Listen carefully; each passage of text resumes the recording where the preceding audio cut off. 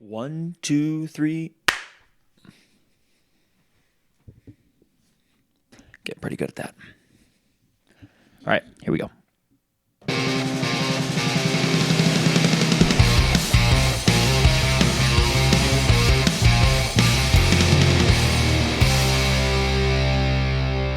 Hello, Matthew. Welcome to the Section 109 podcast, everybody. We're here to talk CFC men's undefeated season, winners, but we conceded a goal. Matthew, how are you feeling about CFC's 2-1 away win at Baltimore, Maryland? At the Maryland Pussycats. At the Maryland Putty Tats. At the Maryland Meows. I mean, honestly, pretty good. I think the goal that Maryland scored was horseshit, and we scored two good ones, so I felt pretty good about it. I don't disagree. So, first of all, we finally allowed a goal. You summed it up pretty good there. I think... I guess there's one on the scoreboard, but, not really. Yeah, we allowed one big chance. We allowed one big chance, but we saved it. Right, exactly. We saved it, yeah. And look, you just watch the replay, there's a Maryland player that shoves Colin Stripling into Jean-Antoine, which is a foul. And it's not called. And I get it, because Maryland, all they do is foul, just period. And you also have to commit fouls to be able to score against us, as evidenced by the Savannah game too. So, okay, guess that's how it goes. But I think maybe the key point is, I think the CFC men's team is good enough to just play through some things, and not even at 100%, just still play through. And you're gonna have to accept that that's how these games are going to go, and still be better and good enough. And when the moments come, take them. And that's the story of this game. The moments came and we took them. Yeah. So I'm going to go through the starting lineup. I think that's a good, succinct start to that.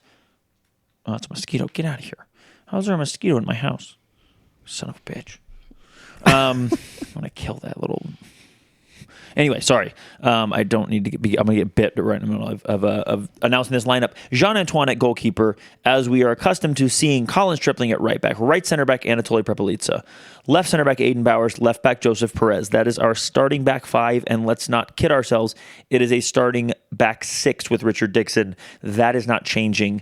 I don't think, barring injury for the rest of the season, just based on how they're playing so far, that is a locked-in group of six, and a very, very good group of six at that. Center midfielder Luis Garcia Sosa, who has started most of the season.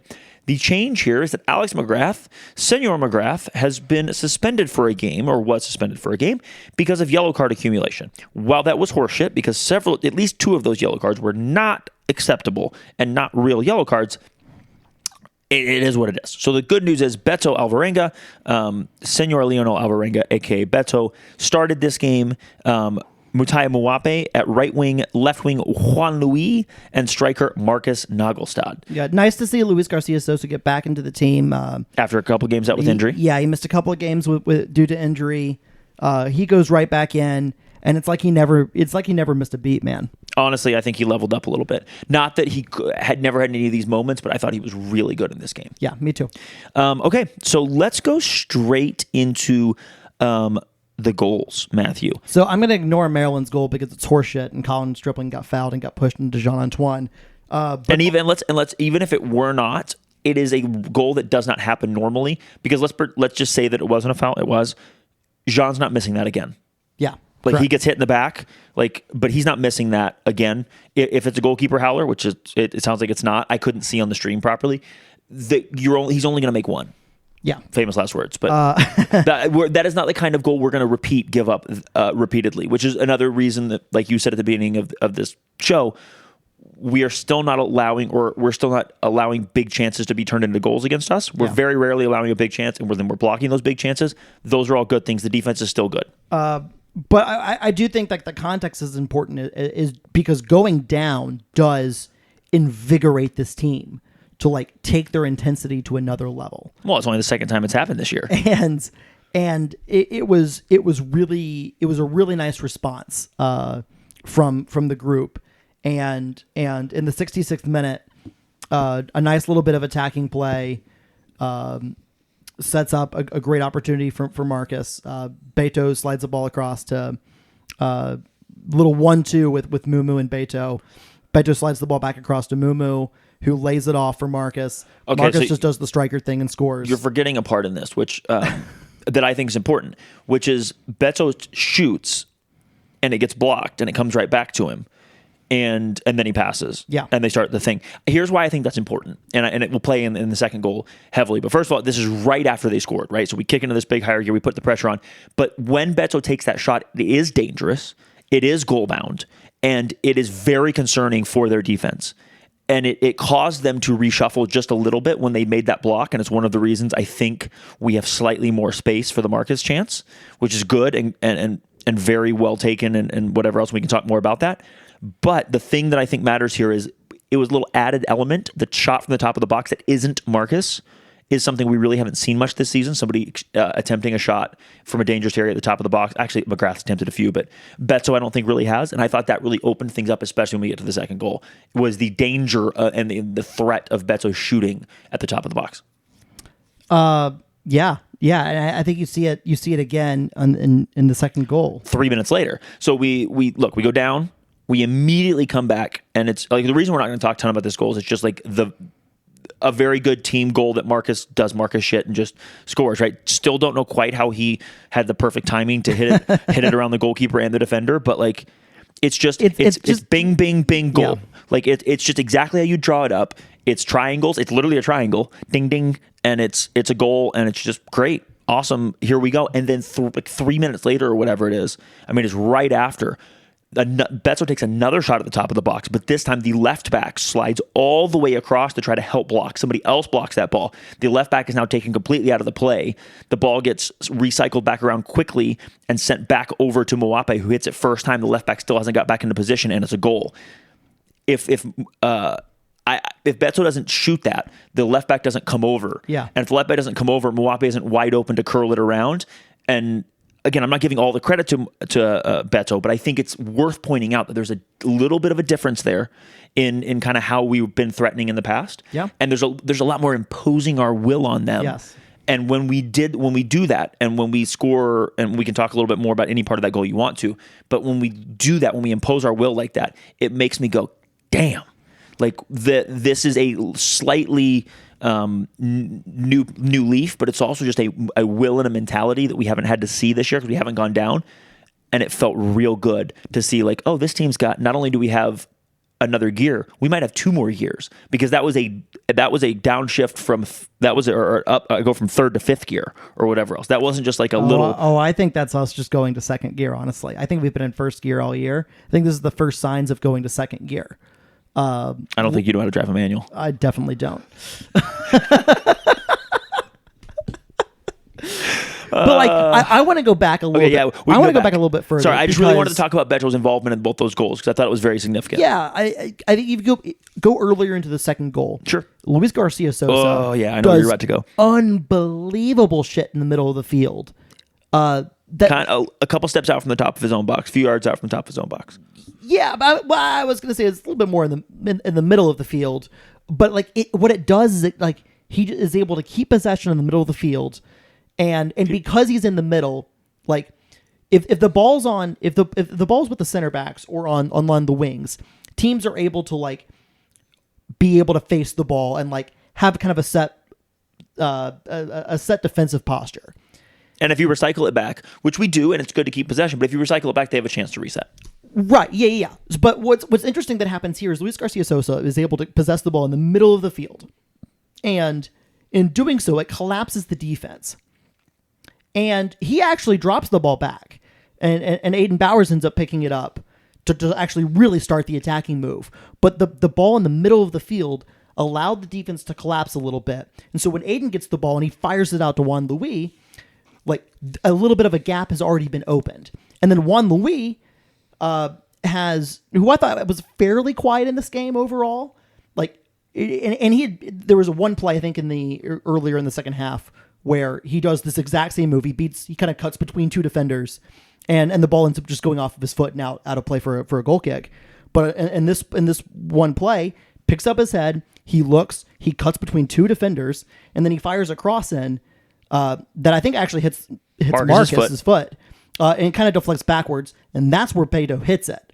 And it comes back and ends up coming back to Luis Garcia Sosa, who just settles it, drops it, maybe a little back heel, little tiny one, or just like kind of like flips it to the side or something like that. I'm not little sure fish, what he, yeah, like a little fishtail type thing. And then that's where Beto slides it across for Moo for the shot. Nice first time little slide but too. Like that all begins with the ball in the middle of the field being possessed to start that whole move off. The keeping possession. And you saw a lot of that. Really, you saw a lot of that, with the exception of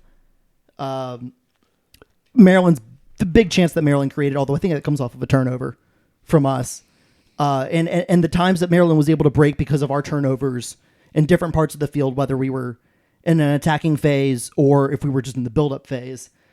You take all those moments out, like this game, the first half and the second half too, is all about like just CFC collecting the ball and just being patient and trying to build up and not worrying about like we need to score in the next 2 minutes.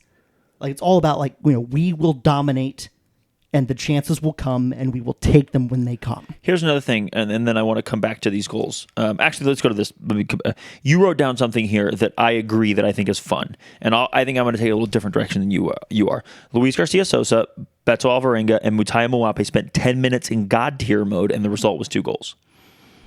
I mean, like Mumu's got a goal and an assist. Beto's got a goal or an assist and a hockey assist. And Luis Garcia Sosa is going to go down for a hockey assist, but also had a bunch of other stuff going on in terms of just keeping possession and keeping the ball in dangerous parts of the field. So I wanna say that's the 3 smallest players on our roster that were in the lineup, and they just all went God tier mode. I find that adorable. Not adorable is the wrong word. I find that funny. I find that amusing. I think it's great. There's nothing. It's it doesn't mean anything. It's just funny. Hugo Martinez debut, and also and I don't want to minimize the debut thing because it was just for really a quick minute. But also welcome back to the pitch, Damian Rodriguez. Very, very good to see him back out there. I want to go back a little bit to how we approached this game. And this is actually one of my 3 points. Okay. Which I've actually got 3 plus a bonus. We absorbed pressure, not because we had to, in my opinion, because we chose to. Because we can. So we absorbed pressure in order to create space because we're good at defending. This is new and fun and balanced and good. I almost got that mosquito. I got one of them earlier. What is going? There must be. You must have had the back door open for a little. I must have earlier. I don't remember, but I probably did. In fact, I know I did. I definitely did this morning when I first came up. Anyway, I'm sorry. Sorry, listeners. I know that's not fun, but there's a mosquito that keeps buzzing around. So we were. It's new and fun and good that we're very good at defending, but I don't believe we've seen before today. We've mostly been maybe not aggressively pressing, but definitely trying to get the ball back. And I felt like in this game, and I can't promise that it was a concerted effort. It could have just worked out this way, but I think it was. We sat back. We let them have the ball a little bit more. We still went and got it a few times, but in general, we let them have the ball much more than we normally would. And look, we didn't have Alex McGrath, right? We didn't have our one-man pressing machine. But we absorbed the pressure. We let them come out of their shell a little bit. And look, it didn't immediately work. They actually got a goal and then sunk back in their shell, and we just imposed our will on them and went and scored. Yeah. However, I do think seeing us be patient, seeing us defend with patience was a little bit of a new look, and it was an effective tactic at getting out and creating a little bit of space. And I think that is a little bit of a new development for how we play, which in this season we've faced a lot of mid-blocks. Yeah. And seeing us sit back and let that mid-block have to attack us some more. Because look, Maryland can keep the ball some. They're also not very good, but they can keep the ball some, and they're probably the second best team in the league, depending on what Michigan Stars do. But we approached this game differently than we've approached anybody else, I think, so far this season. And I'm very interested to see how that goes forward. And it was refreshing to see us have a different look and still play with our principles and how we want to play and go get it done, but not have to just batter against that wall, that mid block all game, hoping to score. Can I comment on that a little bit? Sure. Because I don't know actually if I agree 100% with that. How dare you? Because I do think Maryland tried to do the mid block thing. I think you could see oftentimes with one of the central midfielders for Maryland, like was very clear, like trying to point out like when the forward was supposed to press a little bit, when they were supposed to hold off. I do think Maryland was trying to entice us into misplaying a ball so that they could attack off of a counter. And and on the flip side, in terms of not pressing and trying to absorb, I think there's some of that. I think it's a lot of personnel and mostly around Alex McGrath. But also, I think we also knew that Maryland was going to they were going to give the ball back to us. They were going to go long. Maryland went long a bunch in this game, and I think I've watched them a little bit this season. And going long against Anatoly, I'm not saying it was smart. I'm just saying they did it. Colin and Aiden Bowers, not to mention Richard Dixon. So Maryland is a choice. So Maryland didn't have the personnel until the second half in the home game against them to like try to play long and in behind. So they just didn't do it. They did it a bunch against LA Force and in the midweek game on Wednesday, and they played similar personnel on Saturday. And I think part of their efforts is like they've got a fairly athletic team and a fairly athletic forward line, and I think they tried to take advantage of that at times. And no, it didn't come off, but like they can stretch the field a little bit when they want to. And I noticed a lot, especially in the first half, like they almost resorted to like pass, nothing's happening. Let's try to clip it in behind and see if we can get something going the other way, or at least, you know, have make us try to like possess the ball with our backs to our attacking goal and see if they can like kind of poach something, cut it out. I think that was a little bit more of a design from the Maryland gameplay angle. And I think it played into us not really wanting to press a lot. And so like I think things can be two things. I guess is my point here. I just think we demonstrated a patience. Oh yeah. Both on the ball and with the ball and defensively that I hadn't seen. Just a willingness to just let them have the ball sometimes. We were going to keep it unless we made a mistake, and we were going to let you keep it until you got bored and tried to play long. And I don't think give it back to us. I don't think we've seen CFC this season let anybody have it for a long period of time. We've eventually pressed. Yeah. And I do think some of it's personnel, so I will give you some of your nuance, but I do think there was a choice in this game. And it was fun. You can keep going if you want. I'll keep going on my three. The offense is coming together little by little. First of all, trust the process. That's a process joke. Trust the process. The chemistry's building. The passing's getting better, and we really imposed our will as we talked about once we scored, or once they scored rather. I think it's still far from a finished product, but we are the God tier mode you mentioned with those three players. Really, you saw some of the chemistry there. You saw some of the passing, the interplay, the interchanges. And I mentioned this a few games ago. There's a certain disdain, a certain confidence with the ball, a disdain for how dare you come at me, bro, when you're trying to press me, that this team's starting to have an attitude that's good. There's a confidence on the ball. Yeah. And there's a no, like to begin the season, I think they were doing some things obviously because they were learning through it because they were told to be doing it. And now I think there's a little bit of how dare you press me? There's just an attitude to the possession in parts of this game that I really love. There's a real confidence and trust in teammates. Yes, but there's an arrogance to it, a good arrogance to it that I see in the body language, and I love because it means more. It shows me more that we're playing our game, that we are choosing to play with our principles in our way more, maybe than we at least more efficiently than we were before. And while we're not there yet, we're far from the finished product. It's like little by little coming along. And you saw it in the two goals we scored. Let me give you an example that isn't in one of the goals, because I do think you're right about this. It's in some of the possession where we were able to hold in the attacking third, and it was through Colin Stripling, who's been playing right back all season for us, in more of an overlapping role, combining with Beto and Luis and Mumu on that right hand side. And one of the things that we've seen throughout the season is that Colin or that right back in general would be pinched in kind of alongside Richard Dixon in midfield. But especially Colin. And we did not see a ton of that in attack, I don't think, on Saturday night. And my theory for that is... But you think that Colin got forward a lot more and didn't pinch in? Yeah. In terms of an overlapping way. Not like a bombing overlap, but like a possession overlap. And because he ended up in higher portions of the field more often than I've seen him all season. And my theory for that relates to imposing our will on the game. And it's because his main defensive responsibility, Collins, was to guard the left wing for Maryland, Darwin Espinal. Dangerous player, scored the goal, like very, very good player, especially in this league.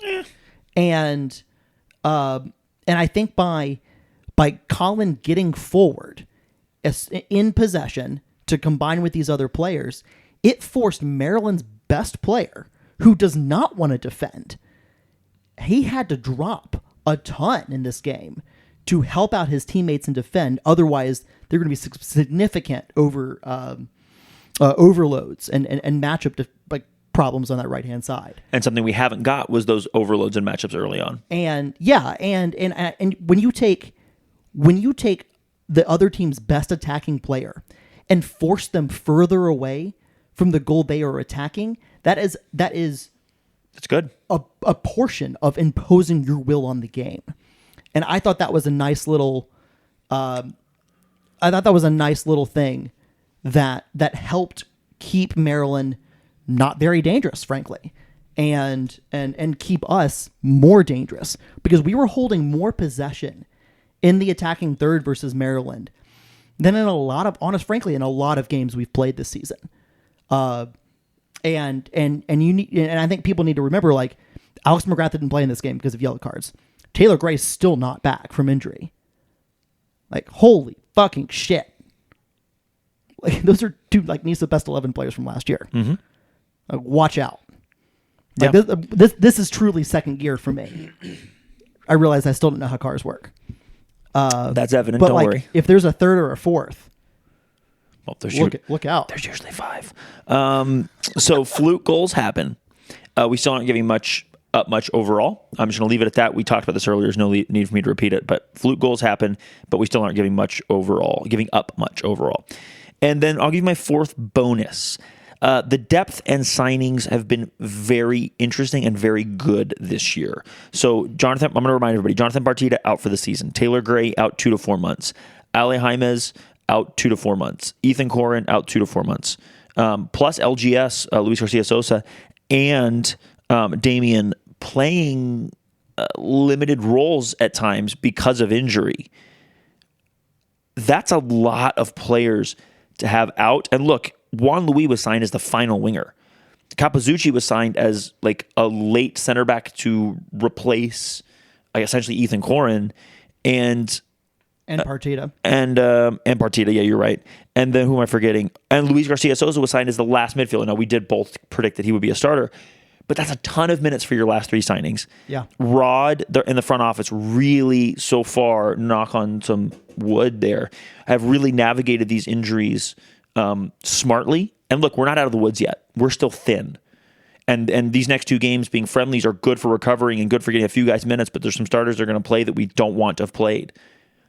But I'm really, really encouraged by how it's gone so far.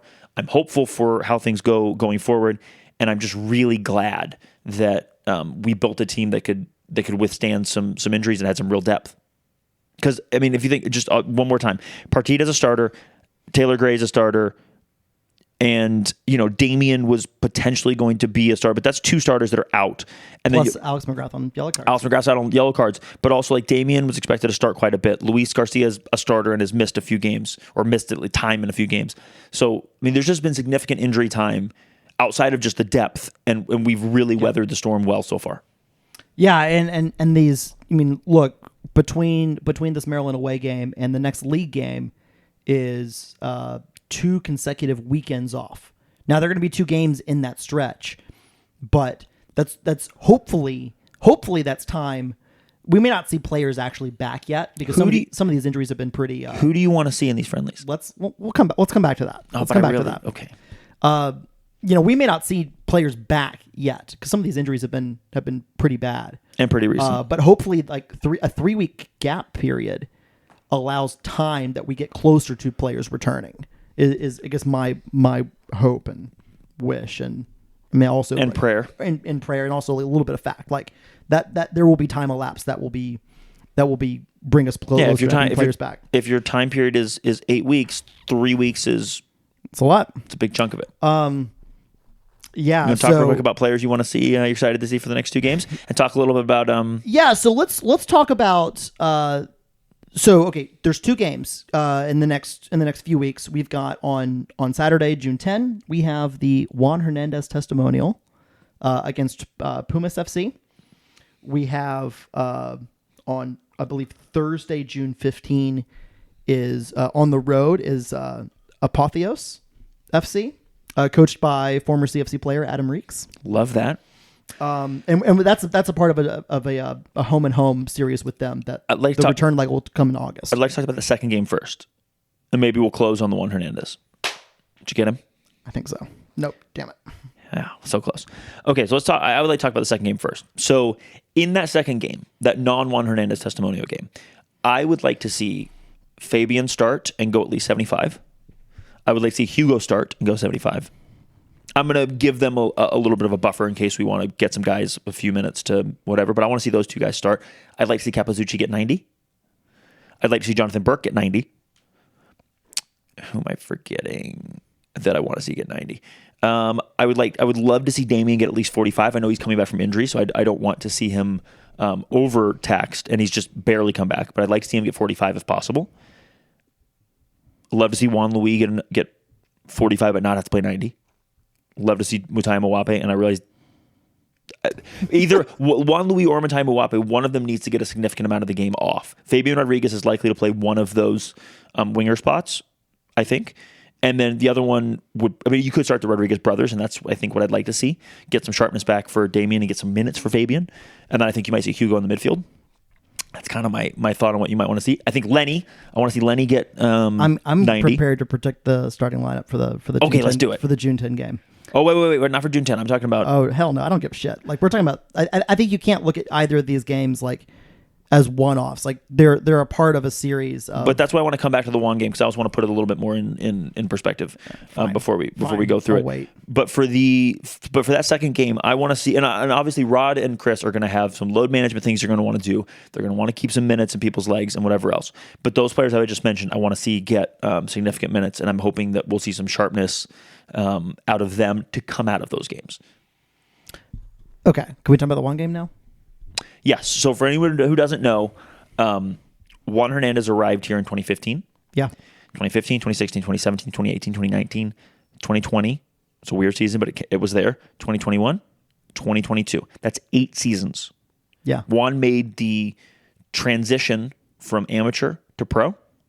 He's now making has made the transition from pro to full-time coach within the academy, the men's and women's team setups.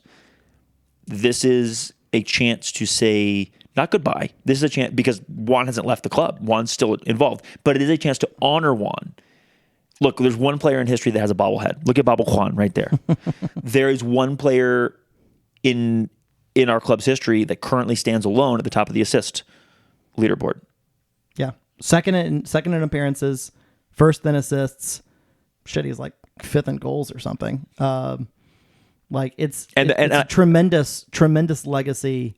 And I would academy coach for years.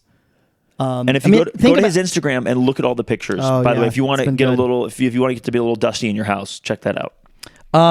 Yeah. So I will also say just one last piece, and then I'll shut up. The most recognizable, the most iconic, as far as for the average fan, and I don't mean just non-chat. I mean just people who would recognize him out in town. Juan Hernandez, if you've only been to one CFC game in the history of CFC at any point, you are more likely to have seen and recognized Juan Hernandez than any other player. He's the most recognizable and iconic player in CFC's history. He's on CFC's Mount Rushmore if we did one, and he is getting a proper send off, and this is the first ever testimonial that I'm aware of, unless there was one done pre 2014. No, and I'm going to be sad. I hope I don't cry because I don't want to cry, but I think this is such a cool moment to honor him and to have fun with it, and I cannot wait to see a last thing, and then also I can't wait to get back to him winning games with me on Sundays. Shout out Sam Goney. Yeah, shout out Sam Goney because for sure. Without Sam Goney, Juan doesn't come to CFC. Yeah, and you think back to like, what a player Sam Goney was for us in the amateur days. A great player that burst onto the scene in 2015 with us. And if you don't know the story of Juan, he came to visit Sam in Chattanooga. And he had played for Rocket City United. In the summer, he had played for Rocket City United the year before. He came to visit Sam in the summer of 2015. And Sam said, can I practice a little bit with the team? Yeah, and Sam asked Bill, and Bill said, "Sure, yeah, whatever." This guy played for Rocket City. He's gonna be fine for practice. He can play around in practice. And Juan's quality was so immediate that they rushed to get him signed and get the paperwork done before the last regular season game, so he could play in the playoffs because of the roster freeze deadline. And so he could play in the playoffs. And that was 2015. We made the run. From the day that Juan arrived in Chattanooga, he was a sub and played in every single game that we had the rest of 2015, which was the last regular season game, and then 6 games in the playoffs, culminating with 2 assists against New York Cosmos B in the final. Yeah. And then obviously the rest is history. And look, this is a guy who's chose to make, and what this very small moment, hopefully someday we'll do a real Juan tribute episode, but this is a guy who's chose to make Chattanooga his home. Yeah. He married a player from a women's player, now turned wife and nurse and member of our community. And he's now, of course, a member of our community. Like they've put down roots here. They've started a life here together, and he has chosen to make Chattanooga his, I don't want to call it forever home because you never know what things, but at least his for now home.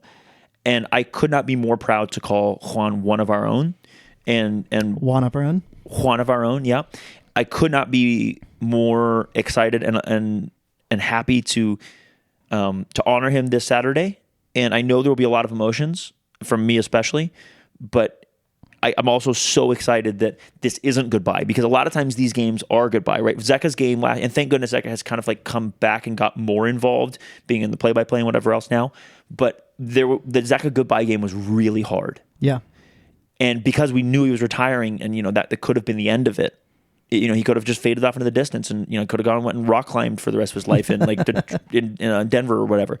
He hasn't, obviously, but the good part for me about this, and then we can talk about what you think lineup's going to be, is that Juan is going to play a game here, and then he's going to remain with the team at least the rest of this year, and knock on wood for the next, I hope, decade, as an integral part of this community, whatever he's doing. And so this gets to be a continuation of his story and not the culmination or the end of his story.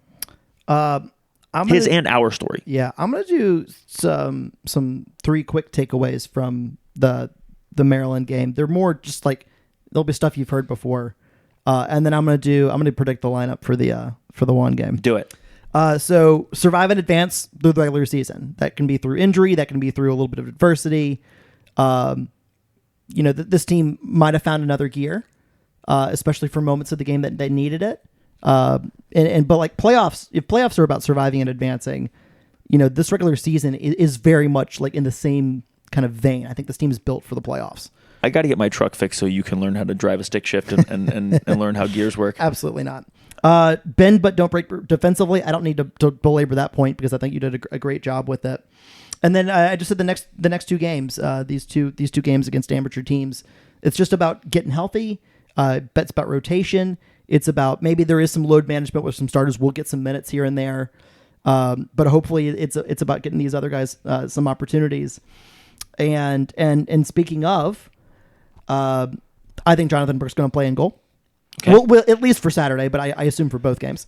Honestly, I'm going to put it out there. I hope that Jean gets a break. Yeah. He's played every minute of every game outside the preseason. Yep. And he deserves to get a little break, spend some time with his family. If he needs, a half to get sharp, I'll let but I want to see John Burke deserves to get some minutes. He deserves to get some sharpness. We need the sharpness because anything can happen at any point. And so let's get Jonathan Burke, please, some minutes. And then also let's get John a well-deserved, well-earned break to potentially come back, recharge. Because boy, did he look frustrated in that last game. Yeah. So I think we'll run. I think if we're going to do some like crazy hijinks, given the injury issues, and we're not particularly deep in a couple of positions, I think that rotation stuff will happen for the second game. I think we'll keep some standard stuff for this first game. And so I'm predicting Jonathan Burke in goal. I'm predicting Jung Woo So to come back into the starting lineup at right back. I think Sebastian Capizzucci will be the right center back with Aiden Bowers and Joseph Perez getting minutes at left center back and left back. I think Juan is going to play the sixth, the center defensive midfield position. Yeah.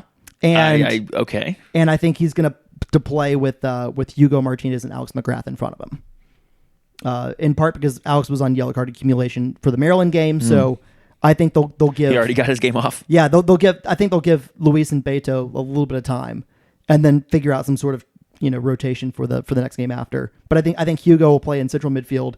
It's where Hugo played in preseason against Atlanta, if you'll remember. On the wings, I think it's going to be Fabian on one side and Damian on the other. Not really sure if they're going to play him straight up or inverted, but they have that option because Fabian's left-footed and Damian's right-footed, and then Lenny Lopez getting the starting at striker. Write it down. That's my prediction. That is very interesting. I would be shocked I think Marcus and Richard are really going to want to play some minutes together with Juan in this game because that's his two closest friends, as far as I know, on the team. I'm not saying they're going to start. I think they could start, especially if Juan starts with us. We also don't know exactly what's going to happen. We've been told that he may play minutes for both teams because it's his former team and his former team. I guess it's CFC and then his team before CFC. I don't know if they're going to start, though. I wouldn't be shocked to see them start and then only go for part of the game. Also, if he plays in the second half, I guess they might come in the second half or whatever the arrangement ends up being. But I just think that those two are not going to be kept off the field, even for load management purposes, because I think it's going to be real important to them. And I would be shocked if they're not in Rod's office, assuming that he's saying like, "Okay, this is the lineup, and you two are in the stands." Like those two have a choice. I think that Rod will, unlike last season, with it being like the kind of sort of Juan send off that didn't end up being. I think that there will be a nod to doing it, and so that's why I'm not sure they're going to start. But I think we'll see them play. I'm not necessarily certain we have the bodies to be able to like put people in the stands. You know what I'm saying? Like we are a little thin. Yes, we are. And also, do you think we might see an academy kid play? So do you think we might see a practice player that maybe we've never seen? Do you think we might see a college player, and these are me guessing, by the way, a college player that might be in here for a 2-week stint during the summer play? Fuck, are you kidding me? I think we might see a Chattahooligan play. Like, I think they might pick somebody out of the stands and say, hey, guess what? Like, I need you to dress like you're our backup left back in this game. Like, I mean, like, we don't have the bodies. Like, the only reason Marcus and Richard might play is because we need to give them 5 minutes to sub somebody out. I just went through the list of players, and I think I included every single sub that we have, plus like 3 starters. Mm-hmm. So I'm gonna make a prediction here. I don't think that it's impossible what you said. I'm gonna make a little different prediction. I'm gonna predict that Juan starts at one of the 10s, and then just has like a free 10 roll. I'm gonna predict that Richard and so if assuming Juan starts the half with us and plays with us in the first half, and then plays with them in the second half. If it's the other way, I think you just see the sub pattern go this way. But I think Richard and Marcus are going to play either the second half or the first half. And I think if Juan plays the first half with us, you see Richard and Marcus start in the first half. And I think then they wouldn't play in the second half potentially if he just plays first half and second half. We don't know what he's going to do for sure. Or I think on the flip side, if Juan plays with us in the second half, I think you might see Richard and Marcus play in the second half as subs potentially to get a few minutes, whatever else. I'm gonna point out something. Man, I haven't talked to any of these players, but I just don't think you're going to see those guys not play, man. We may not have the bodies to be number able to one. We don't have the afford- bodies. Number two, those two dudes. Marcus posted something on either Twitter or Facebook I saw the other day, which is basically like, it may not have been the other day. It actually may have been a ways back. But he said, like, it was an honor playing with you. It's I'll miss you in the locker room, like I miss you, whatever. And this may have been at the end of last season when he announced his retirement or whatever, or beginning of this season when he announced his retirement. But like it was really clear, and I know they're friends, but it was really clear from that post, like they mean a lot to each other. I think they'll find a way into the game together. If you're in the front office of the club and you're listening to this, please let us know if they're going to be like academy or players on trial or whatever, like playing. Especially if they're academy players, because that's a huge moment to play for CFC is a big deal. To play for CFC as an academy player is a huge deal. Yes, and we want to make sure that we give them support in the moment and not be scrambling to try to figure it out. Is my only thing. Could not agree more. So everybody, if you're listening to this and you are, up in the air about coming to the game this weekend because it's a friendly. Dude, come to the game this weekend. This may be the most special game of the year outside of a playoff game. Yeah. For the emotions purposes, and it is just, man, it's a potentially really special day. So let's honor Juan. Let's give him the send off he deserves. And I'm probably not bringing my bobblehead to the stadium as I say that. But if you're inclined to bring your bobblehead to the stadium, Brian suggested that everybody bring their bobblehead to the stadium so we could have a stadium full of people holding up their bobbleheads. And I do think as an aesthetic, if you don't mind taking your bobblehead, I think that could be really funny. I'll note that if you did not get a bobblehead the first time around, apparently there were a few that did not make it. Are there into hands and will be So I'm just two out there. I have two. I have that one, and Ellen and each got one at the game, and I have that one there, and I have this one, and I'm just never letting them out of my sight and out of my house. And if somebody breaks in, I'll be most upset in order of my dogs potentially anything happening, and then followed by my bubble Juans. So, listeners, thank you for listening. Matthew, thank you for joining us today, me and the puppies. I hope you have a wonderful rest of your week. Listeners, I hope you guys have a wonderful rest of your week, and we will catch up with you on Saturday for the celebration of Juan Hernandez. Peace.